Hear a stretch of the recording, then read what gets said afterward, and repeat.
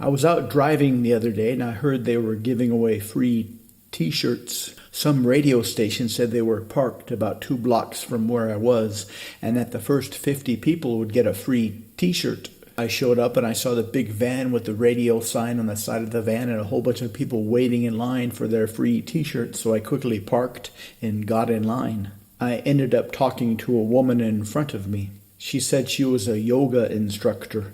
I was curious about her marketing strategy. There's a lot of different ways to teach yoga these days. You can teach it on YouTube, you can teach it in classes in those big gyms, or you could open up your own shop. I guess having your own shop would be ideal, but it would also be the hardest. She said that's what she did. She had her own shop, and that had been her dream for a long time, and just recently she finally started to get it going really well. She said it all started to really do well when she went to this meditation seminar on how to find your spirit guide. It turns out that finding your spirit guide is a lot more complicated than a lot of metaphysical gurus would have us believe. Spirit guides aren't exactly magic wish fairies. They aren't gumball machines where you put in a quarter and out pops some spiritual advice. Spirits aren't just hanging out somewhere in the spirit world waiting for dumb humans to show up and be given easy to follow cookie cutter advice on how to get easy and instant success.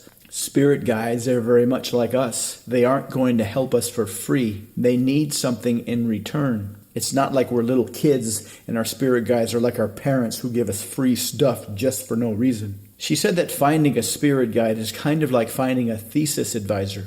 It's essentially like asking for a job. You've got to talk to a lot of professors and not only find a professor that's doing research that you are interested in, but you've got to find a professor that thinks you can help him do his research. Professors don't do research because they want to make grad students feel important. They need to do research because they need to get grants and they need to keep getting published. So you've got to demonstrate your ability to help them at least as much as you expect them to help you. So if you go look for a spirit guide and you just kind of float around the spirit world looking for free help, you won't find a lot of assistance. In fact, this is the main reason for negative entity possessions. People go looking into the spirit world for free stuff, and these negative entities see them and decide they can easily take advantage of them. They see them as easy marks. They take advantage of these gullible humans, have some fun, and ruin their lives. The first part was coming up with a solid list of how you can help a potential spirit guide.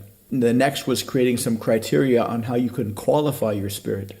Then they talked about negotiating tactics to get the best deals with potential spirit guides. She said they did all this through meditation and subconscious communication with the spirit world. But once she had a spiritual partner, her business took off. It turns out that operating a successful yoga studio goes way beyond basic yoga. You've got to give your customers a place that they can look forward to coming. You've got to give your customers something they cannot find anywhere else. That's where her spirit guide really came in handy. By communicating regularly with the spirit world, she can find some deep things that humans need but can't find anywhere. And then she figures out how to provide that to them during the yoga sessions. If you can find out what people want but can't get and figure out a way to get that to them, you can have a thriving business. Turns out we were number 63 and 64, so we didn't get t-shirts. We got bumper stickers instead, which is kind of useless. A bumper sticker is kind of a non-stop advertisement for the radio station on your car, whereas a t-shirt has a lot more flexibility. You can decide when and where to wear it, when to advertise for the radio station. I was surprised how quickly the people showed up. I was no more than 2 minutes away, and that was too slow. But I did meet some pretty cool people, which is always a good thing.